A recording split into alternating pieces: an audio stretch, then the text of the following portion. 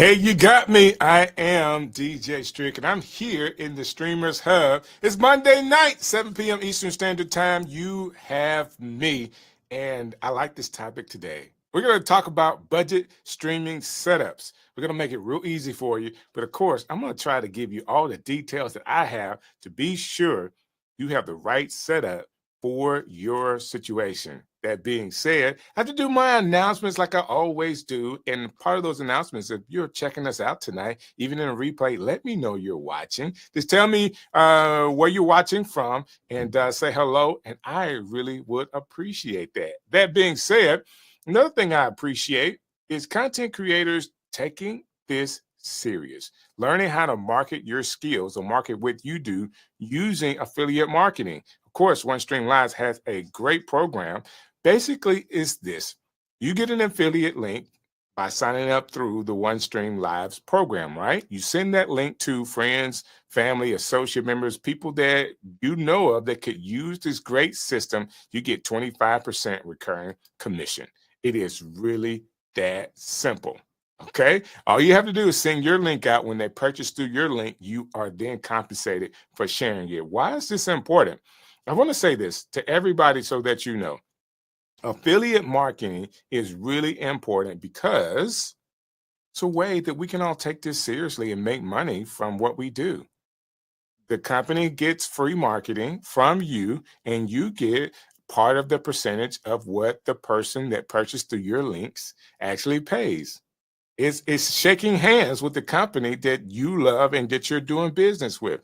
That's why I like it. And if you're someone like me and you're at home, you're saying, "Hey, Strick, man, I like what you're doing, but I know that I could also do what you're doing as well. I would love to be a part of the streaming partnership program."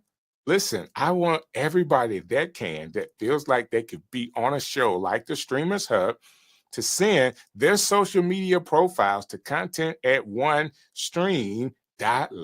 Again, that's content at OneStream.live. That's the email address that you'll send your social media site that maybe you have the most likes, the most followers. Let people from our OneStream Live community know what you're doing. And who knows, they'll call you up and be like Joe Shepard. Hey, how would you like to have a show on our YouTube channel? And just like Joe, you could be on. I really like that. Now, it's time to dive on in. Again, if you're watching this, do me a favor. Please let me know where you're watching from. And if you have a question about anything that I'm talking about tonight, please ask your question. Okay. Whether that's live or in the replay, I'm going to get around to all the questions and do my very best to answer them. I want to dive right into some of this tonight. What we're going to talk about: cameras, audio, lights, internet, computers, soundproofing. These are all things that are important, but how do we do all of those things on a budget? I will tell you this: I have cameras down as an element first. They're really not the first thing. Cameras are really not the first thing that I would tell anybody to work on. Okay, I'll be honest with you. The very first thing that you should be making sure you have down pat is your audio. All right, that has been the rule since I got started with making content, and it is still the rule. Why is that the case? Well, it's the case real simply because most people would watch bad video, but they won't listen to bad video. I'm going to say it another way. Most people will watch bad video, but they won't watch bad video with bad audio. Hurts the brain. Have to work too hard. What are they saying? Are they saying something? I can't understand what they're saying. And if they can't, they're not watching it. No different than watching videos with from different languages. It's hard. You try to see if you can figure out what they're talking about, but if you don't know the language, it's what it's really, really hard to understand what they're saying. Let's go to something that speaks in a language that we have, okay, that I can understand. And bad audio is audio that is choppy, audio that is peaking to where you're only hearing clips of the sound. And again, it makes the brain work too hard to understand what that person is saying, and people can't connect with that. So they'll go to the next video where they feel like they can listen to somebody and it's not as hard to understand. So the first thing you want to work on is getting great audio. Now, I'm going to get to the right slide here that talks about audio and not about cameras. There we go. So the first thing is that I want to recommend to you is yes, Joe, thank you so very much for hanging out with me tonight. Livestream Solutions, Livestream Academy. I always want to start off with that, Joe, so people understand that you really, really, really want to do your best job to get the audio down first. That being said, I have something in my studio that I want to show you. And I have a way today to show you some things that I haven't used before. So I want to go full screen here. Since we're talking about audio, let's see here, top down view. I got a camera in the studio so you can kind of see what I'm working with. This is a Boya, and you might pronounce it differently than I am, B-O-Y-A. And you can find this on Amazon. And this is a microphone. It's a lavalier mic. Okay. I want to be sure that I have it in the scene here so everyone can see. A lavalier microphone that you can use. Now, the first thing that you want to try to use, if you're using any type of camera or anything that has a microphone, great, use that. This is step number 2 when it comes to a budget. This is a $20 microphone. Okay. And it will plug into any camera that you have. You may have to find an adapter. If you're using your phone, you would just use an adapter to connect this to your phone. And it is a long cable. I don't want to unravel this, guys, because I don't want to put it back. But look, this cable is really, really long. And yes, there's ways to get this wireless, but for $20, I'm just going to be honest with you. I think this is cool. I know that it is a good deal because all you have to do is attach this to your shirt here. And a lot of people will put it underneath your shirt and use tape so you can't see the microphone, and they tape it down so you can't hear scratching or anything. But this is a great microphone. It is the BYM1 microphone from Boya. Okay. When I say I like this $20 microphone, I like it now because I'm in the studio. I haven't had to use this in a really, really long time because I've upgraded to some other mics. But I do want to mention this because I think from a budget standpoint, this mic could go a long way. Now, there are other microphones out there that are called USB microphones. And I'm going to grab one really, really quick.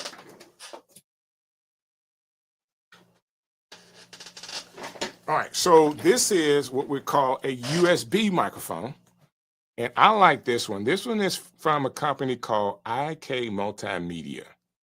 All right, so it has the volume on the front and a headphone that you can connect here in the back. It's connected by USB-C, and then there's a jack for your headphones in the bottom here, okay? I like this. It even came with a nice little stand, which is really cool, right? And this connects into your phone or computer as well, okay, through USB-C. So depending on how you use it, it's a great sound. I was using this for a long time with a separate computer in my studio for Zoom calls because I didn't have to turn on my interfaces and all other kind of stuff. You can see my Rodecaster Pro sitting over there. I didn't have to turn anything on. I just used this, and it was really, really cool because this is your audio interface and your microphone all in one. Cool mic, right? This microphone in a package, I think this was $150, $125, something like that. It did come with a ring light. I think that is a $199 package as well that this comes with, but you can get the microphone by itself as well. Budget USB microphone. There are other USB microphones out there, and Rode makes one as well, similar to this one. Now, this one is what we call DSLR, not DSLR, what am I talking about? XLR, because The back here, you actually connect with a mic cable in the back here, and this goes into an audio interface that connects to your computer. But they have these as well. There are USB connected. All right, you can connect through USB. I like this Rode mic. Okay, I think it has a great sound. It is very comparable, not the same, very comparable to a lot of Shure mics or that Shure SN7B. But with that Shure SN7B is $299 or $399, this one is only $99. From a budget perspective, it has a great look and it has an awesome sound. Highly recommended this Rode Pod mic. Yes, it says Pod mic on the bottom here. But you can also get this in USB to where it is also a interface and you don't need a interface with it. All right. And these are just recommendations that I have. Of course, I talked about the Rode mic. I didn't get all these mics together like I should have. I talked about the Rode mic. I talked about a USB mic, and this is the Shure SN7B. Like, this is just my workhorse of a microphone that I love to use.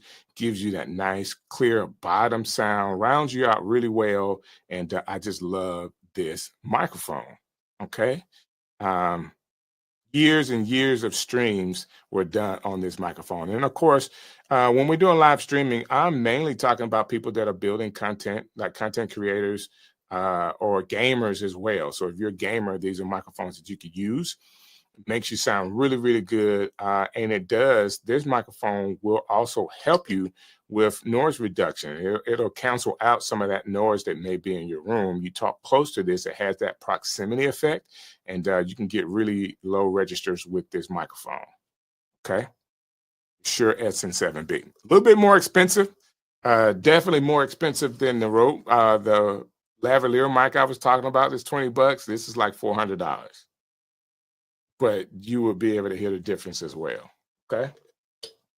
What do you think? There may be other microphones out there, guys. There may be other microphones out there. I'm not really sure. Well, there are tons. Let me say this. Let me come back on camera. There are tons of microphones out there. All right. You're going to have your wireless microphones or lavaliers that you can use that are really, really cool. Sure. Rode makes one, the Rode Wireless Go 2. Where you can have a wireless mic that you can use. You can use the wired mic here. It's going to do the same thing to connect to your phone. So you'll have the audio connected to your phone or to your camera that you're using that is really cool. And then we do have the pod mic and then the other mics that you can use like the Shure SN7B. I'm talking about anywhere from $20 to a $400 microphone that you can actually buy for your setup. And all of these things could work very well for gaming. Just depends on how your situation is set up, how your studio is set up to which mic. And I will say this, you want to choose the mic that not just the one that everybody else is using, but the one that fits your voice the best. Okay. So I have a deeper voice. The Rode, the SN7B and the Rode carries those deeper registers really, really well. Okay. So I just want to give you that. And the way they're set up, it just fits well. And it helps me with not having as much soundproofing in my studio. So if the noise started to bounce a little bit, the way the SN7B is built, it's only collecting information from the front of the microphone. So everything else is off, what they call off access, and there's some rejection that's coming off access. That makes sense? I hope it does. I hope it does. So what's the next thing I want to get to? Do I have to go back to cameras? Nope, I did it right. And you're seeing a little bit of this here. So I did audio. So now let's go to the next thing. And we're talking about budget. I'm doing my very best to go through a budget. When we're talking about audio interfaces, it is designed to record clean signals into your computer from a separate track. So basically it's taking these analog signals and it's feeding it a digital signal to your computer. And some people will need that if they're using microphones like this. Come on, I want to show you the back of this microphone or the bottom of this mic. You would need an audio interface if you're using a microphone that has a back or has a connection like this. Okay. Those four prongs there, you have a mic cable going into an audio interface, and that audio interface is feeding into your computer using USB with A or USB-C.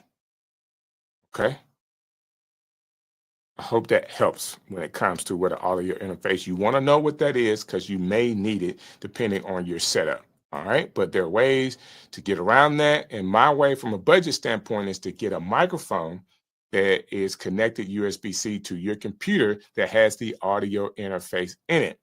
Because once you step up to those other things, you're going to at least start at $100 for a really good audio interface. And that could go up to $400 or $500, depending. I say that. Come out. The Rode products right now, like $699, $799, they could be expensive. But expenses, again, is relative to how you're using it in your studio. So don't let that stop you from getting a good audio interface, because it will go a long way to how you sound inside of your studio. So what's next? The next is lighting. Did I miss cameras? Let me just go through and be sure I didn't miss cameras, because I do want to talk about it. But yeah, cameras coming up. But this is in line, in order. I don't know why I'm second guessing how I actually set up this presentation, because if you follow this in the way that I'm bringing it to you, you want to work with your microphone first, and then you want to work with your sound. Because before you buy a camera, you can actually add more lights to your setup to get a better look. So before you go spending money on a camera, I want you to get the most lights inside of your studio that you absolutely can. The more light, the better. Okay. So when it comes to lights, I have a key light that's right here. You can't see it, but it's right here, and it's like 45-degree angle that's hitting me here on the side. I have another light that's kind of like a field light that's hitting me here just a little bit. It's toned down just a little bit from my key light, and what I'm doing is, from a photography standpoint, I'm controlling my shadows. Okay, you don't want to eliminate shadows. You want to control shadows, because shadows inside of your photography and your video adds depth to your subject. Boy, I'm over here talking like I know what I'm talking about, Joe. Oh my God. Like, I mean, I really do, but it's funny because this is all important to you as a beginner or someone that's looking for budget lights. I've seen people, and I want to caution you against this. Ladies and gentlemen, I want to caution you about getting one big ring light and put it in front of you. What the light does in front of you at the same angle as your camera, it makes your face and everything flat. All right, everything is lit, it's bright, it's all flat. What you want to do is take that light and bring it to an angle. It could be left and right of the camera, but bring it to the angle away from the direct camera that's in front of you. And again, by you pulling that light to the side, you're going to add shadows to your face. And what you want to do from that point is control your shadows. But because I do have shadows, and of course I look, because I have a field here coming this side, it still should be a little darker on this side than on this side. This side is well lit because my key light is here, and I don't have, it's always good to let me just show you. So I'm going to turn my key light off and let you see what you think. So that's the key light off. Now you see how it's almost a half of my face is not lit? This is just the field light, okay? So once I turn this key light back on, you can see actually what it looks like, and it's well lit in here. I wanted to bring as much color as I can into my shot, because the more light I have on me, even at this angle, the less the camera has to work to see me, which gives me that good color, the good image that's coming across through the Sony camera, okay? This is, now I have to manually turn off my field light. So let's look at that being off. Okay. What's up, Erica? Thanks for coming through. I'm giving my tutorial of budget stuff, and I love talking equipment. So here we go. This is my field light that's to the side, completely off. Okay. And you can tell how it does bring an added amount of shadows when I take it off, because unlike when I took off the light on the other side, it's kind of this swap sides, right? Well, I don't want it to be this dark on one side, which is not bad. So I add the fill. Okay, let me turn it back on. And now I can control that by turning it a little bit as well. You can see that. See what it looks like. And I'm not a pro at it. I think I do pretty decent. I could be better with the lighting here and the lighting setup, but that's me controlling. You can still see a line almost down the center of my face from the field light coming this way, and then the key light coming this way and the field light coming that way. But boom. And then boom. Now, both of these lights, you want to be sure that they're on the same, what they call Kelvins. And I think I have it set for 5400 here in the studio. And I'm saying all this like I know what I'm talking about, but I really do, because you got to do the white balance right. And if you know what that is, you're able to set your camera to the right white balance so you get a great look inside of the studio. Okay? Just trying to help. Just trying to help. And then from background, I do have some lights here. You can tell there is a white light here. There's coming, hitting me from the side as well. So you see a light on my shoulder. And there are also blue lights hitting the wall in the background that you can see around the television there. So there's some blue lights there. At one point, that key light was blue too, and it was hitting me in the face as blue. But I changed it up a little bit. Didn't want to be blue on one side of my face, right? Who wants that? All right. So from a lighting standpoint, I really do like the LED lights. And I'm saying that from a budget standpoint, you can probably get them pretty cheaper. Newer has a lot of these LED panel lights that you can get and attach them to your desk. Elgato has them, and they are really cool because the Elgato lights could be programmed to work with your Stream Deck, which I always have here on my studio desk. So let me show you. This is my Stream Deck sitting here. And with Elgato, they have these lights that can be controlled from the Stream Deck as well. It's kind of like they have their own ecosystem with microphones and everything, and interfaces as well. So you want to look at Elgato and their setup of products, because they are entry-level equipment with moderately priced. But by them working all together, you can basically get into the Elgato, what I want to call their system. And it's kind of like being a part of the Apple ecosystem, right?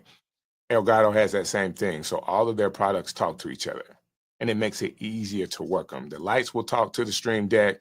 You can get your audio interface talking through your Stream Deck, your microphone, everything will talk, and you can get it all at one place. And it is a lifesaver because their products are really good. The products are, so that's Elgato that you want to look into when it comes to lighting, because they have those LED panel lights that you can just sit one to each side. You can turn one down and one up, and you're going to get the look that I have here in my studio, but it won't be such a big light in your studio. Like I have this big softbox sitting to the side. With the Elgato lights, they can give you that softbox look, but it's really just with a panel sitting on above your monitors that can be connected to your desk. And basically, if you ever need to change your desk or move your desk, the lights are going with them. I like that. Okay. So now let's see if now is the time. We talked about microphones. We talked about audio interfaces. We now are talking about lights. And I do recommend, again, the Elgato, but I also recommend newer products, because they have those LED panels that you can connect to your desk, and they look really good as a resource for you. So the next thing is cameras. For sure this time, we're finally going to talk about video sources workable for live streaming, including smartphones, computer cameras, webcams, PTZ cameras, DSLRs, and camcorders. So when we're talking about budget, I'm going to be honest with you. Let me get back to this. I want to be honest with you.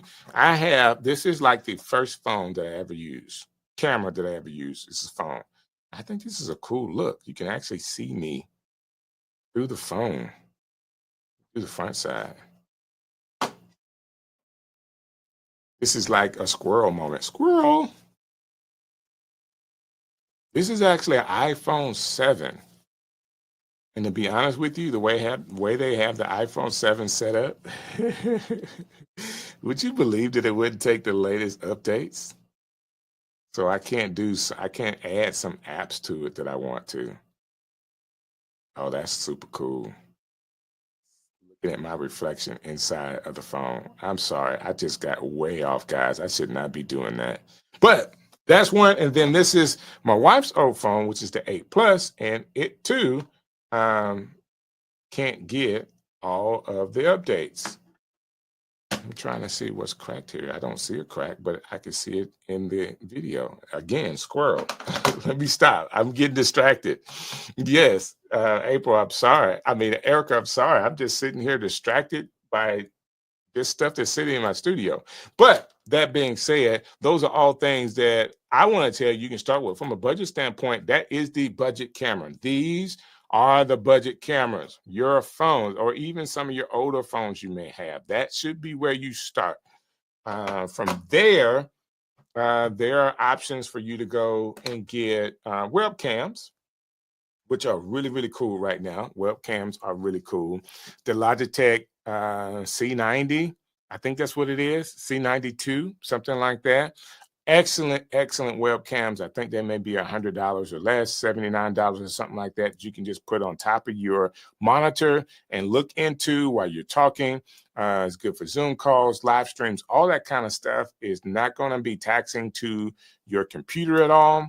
From a budget standpoint, that is an excellent camera, and now they are building them that they can be 4K.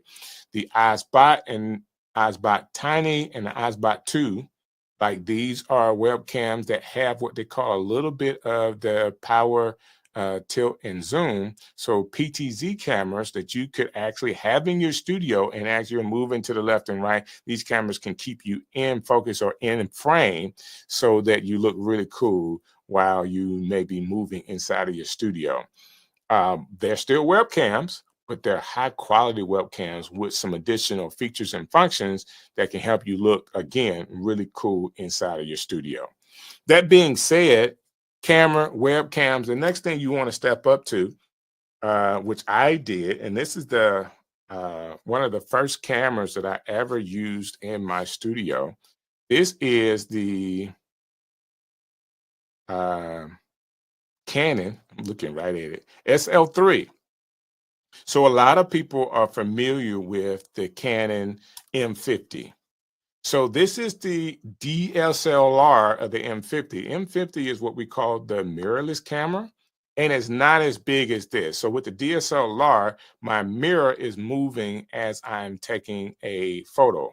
That makes this a little bit bigger camera, okay? It's a little bit bigger camera because that mirror is moving on the inside. When they actually have that, when they take the mirror out, okay, mirrorless camera, take the mirror out, they're able to make a more streamlined camera. And that's why the M50 is smaller than this SL3. But same camera, the reason why I purchased this instead of the M50 at the time is because they didn't have the M50 Mark II. This camera actually have what we call clean HDMI coming out.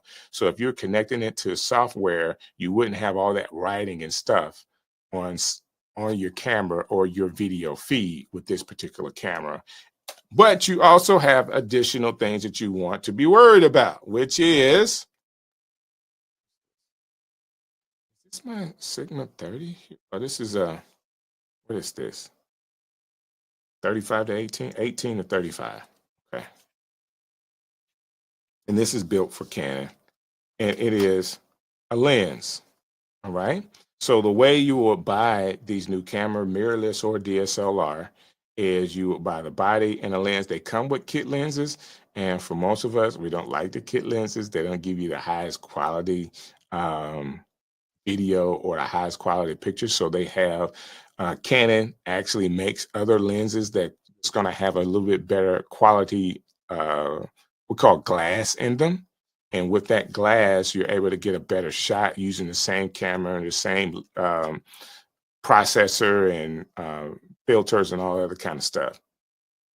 Right. So you wanna be sure that you get the right lens. And this is a Sigma 18 to 35. I was using this lens and this camera setup for a very long time as I've started my content creator journey before I stepped up to Sony products. So right now, if you're watching me, or as you watch me, I'm on a Sony 6400A or A6400, Sony A6400 with a Sigma 16 lens. Okay. And standard all the way around, standard for that clean HDMI, standard for a great picture, color that you get out of it, standard with having 4K that you can actually stream. Um, let's just go back. The budget option is a phone that you already have that you carry with you every day. That's your cell phone or even a backup cell phone from a budget standpoint. Webcams are really, really good. Again, I mentioned the Logitech and also the Osbot, really, really good cameras you can get. And then from there, you do have the DSLR or the mirrorless cameras you can add to your setup. You will need what they call a capture card with the DSLR or the mirrorless camera to connect it to your computer. So you want to be mindful of additional accessories. That accessory is anywhere from $100 to $140 US right now. I'm using, I can't show it to you, but I'm using a Camlink, Elgato Camlink, to actually connect my Sony A6400 to my computer. Now, they do have the systems, both of these cameras, the one I've used before, you can actually connect these things through USB. And resolution in most cases is not the same. So with the Sony and I think with this Canon, the resolution only goes up to, actually, the Canon may be 1080p, the Sony is going to be 720. Okay, so you want to be thinking about that. If you use the capture card, you can get up to 4K. I decided to spend an extra $130 to get the capture card so I can come through at 4K, getting the highest resolution. Now, with OneStream Live, I'm coming through live at my highest resolution or the highest resolution that you can see me in, which is 1080p. Okay. This is a lot of details. I actually love this. This is like kind of all ingrained in my head. As you can hear, I'm just talking, man. This is what I do. But I want you to be sure that as you're doing this, that you're being very, very thoughtful about all that you do. And if you do get one of those cameras that does have options to change lenses is really important, and they can be expensive. Okay, but the lens is just as important as your camera. You really want that great look. You want to come and get that great bokeh, however they want to pronounce it. The lens is important. For most cases in studios, I've seen that Sigma 16 be used 80% of the time. If you have a little bit more space, you can probably get up to 30 millimeter. And this is all, based on the size of your studio. Because with different setups, you can have a longer focal length, which could make you look better. But if I actually push this camera out a little further back, you would see my monitors here and the microphone sitting above me. You'll see all this stuff that you can't see right now because I'm so close with the camera. The camera is getting in between all of that. This is just a monitor. I'm pulling the monitor in so you can see how close all of this is. Okay. But where I have it, this is like in the middle of chaos over there. All right, so we talked about camera, lenses, and the next thing I want to talk to you about, and if you're streaming or gaming, I'm telling you, your internet is important. Your internet is important. No, I don't want you to go out and buy an expensive router. I really don't. A lot of people say that router that you can buy that is not from Spectrum or not from AT&T or all the other places, Infinity, all the other places you can be a part of, you feel more comfortable with it. I get it. Their systems and their equipment are optimized to work together. Okay. Unless you like are one of these system gurus, I'm being honest with you, unless you're one of those people that deal with IT and can handle routing and making sure your router is working, is optimizing that router, making sure it's working the best. My recommendation is to go with your service provider, even if they're charging you an extra $5 a month to get the router and modem connection that you need. I would go with them because I've seen in my experience going out and getting expensive routers that were not always compatible with the system or the internet system I was using. Once I went to their equipment, all of the issues I had kind of went away. That being said, I'm one of the lucky ones across America, and this year they added AT&T fiber into my neighborhood, and oh my gosh, I can't tell you how excited I am about the AT&T fiber. Now, with OneStream Live, you get the benefit of not having to have the best internet. You don't need 300 megabytes upload speed.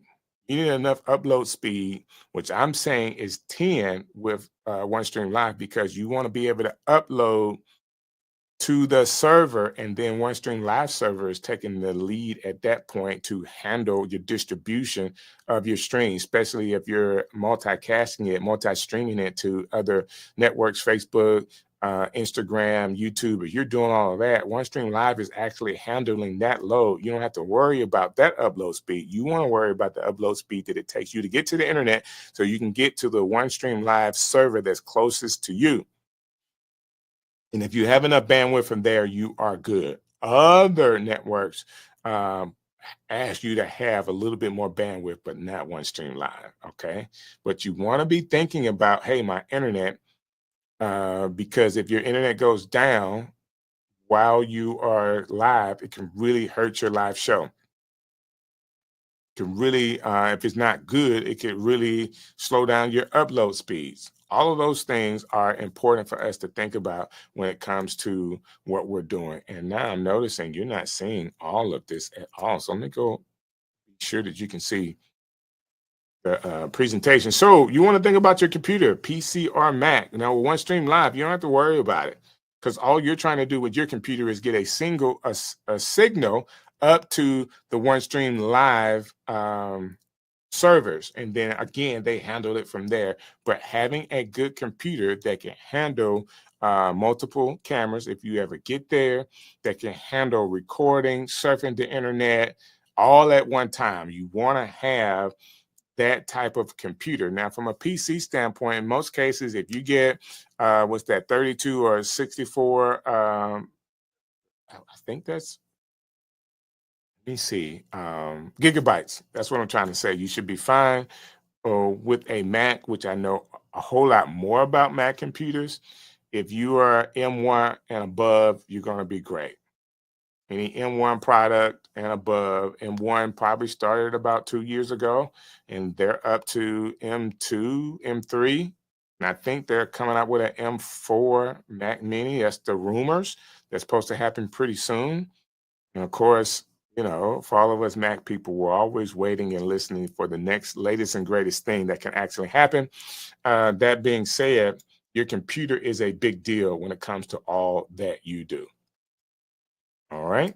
So the next thing I want us to focus on is this is something that you need to know or not know, and it hasn't changed in a while.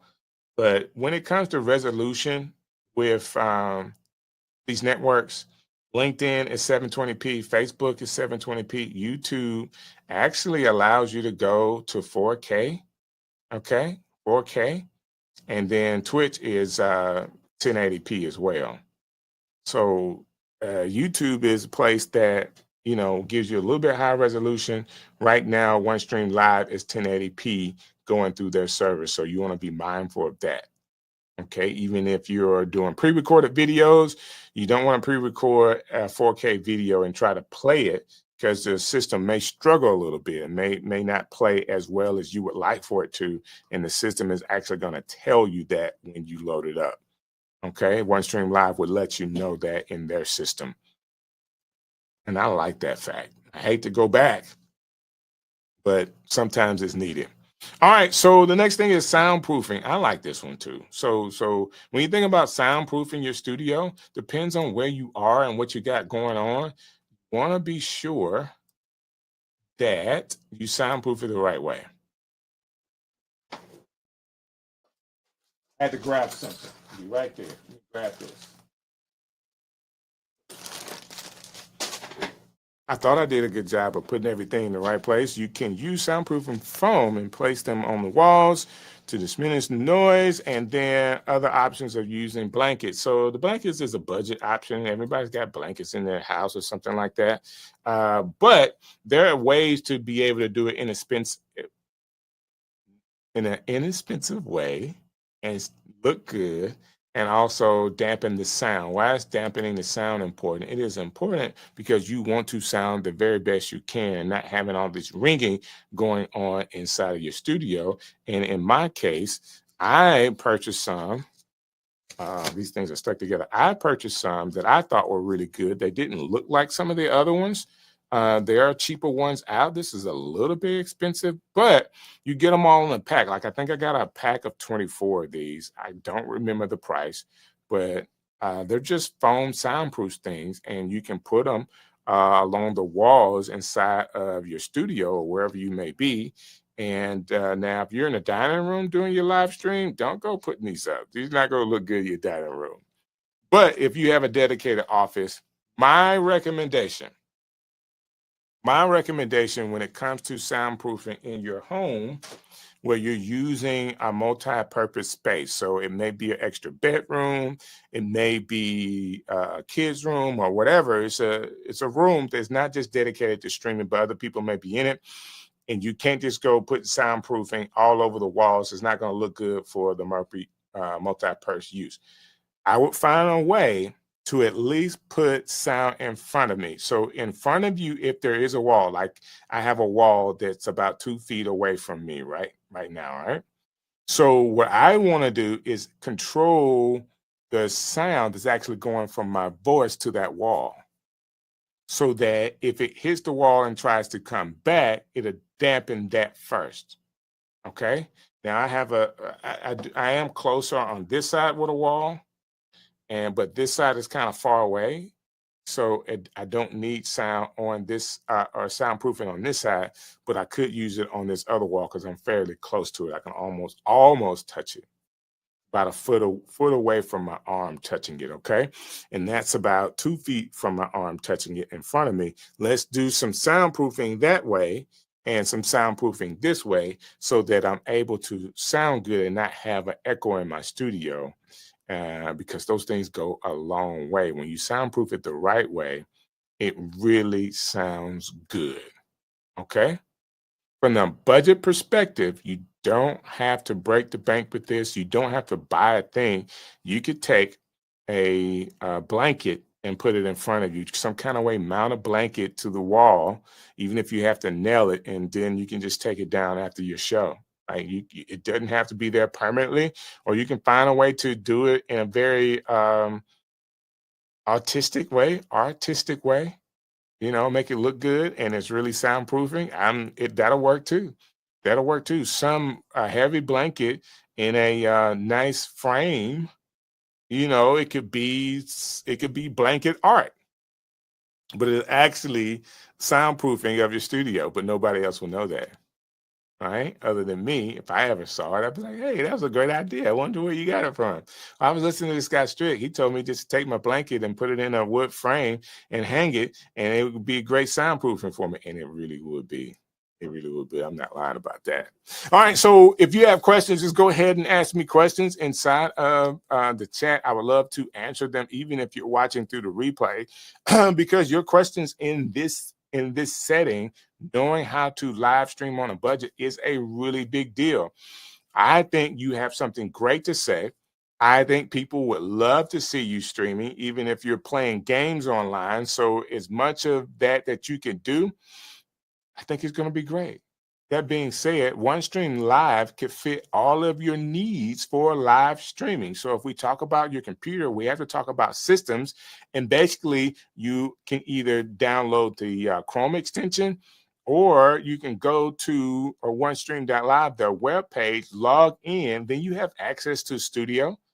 You have access to pre-recorded videos that you can add to your YouTube channel, or even schedule them out. Now, I am constantly running a live YouTube for my wife's page using OneStream Live that is automatically looping. I gotta reschedule it because the schedule that I had ran out and I hadn't rescheduled it yet. But basically, it is scheduling to run 24/7. And I really, really like the fact that OneStream Live has this technology and what I am already using. So there is a free option with OneStream Live, so you can go check them out for free. And then if you feel like you got to a point where, hey, this free version is cool, but I really would like to do more functions, you can look at the other functions or the other plans to get more features and functions out of it. And of course, I'm going to recommend the Pro level, because with the Pro level, you're able to do everything that I've done tonight. Okay. So if there's no other further ado, no other questions or anything, I appreciate you guys. The Streamers Hub is here for you every Monday night, 7 p.m. I may have to change it to an earlier time. I'm going to let you guys be aware when that happens. You can always keep up and be in the know by being a part of the OneStream Live community on Facebook.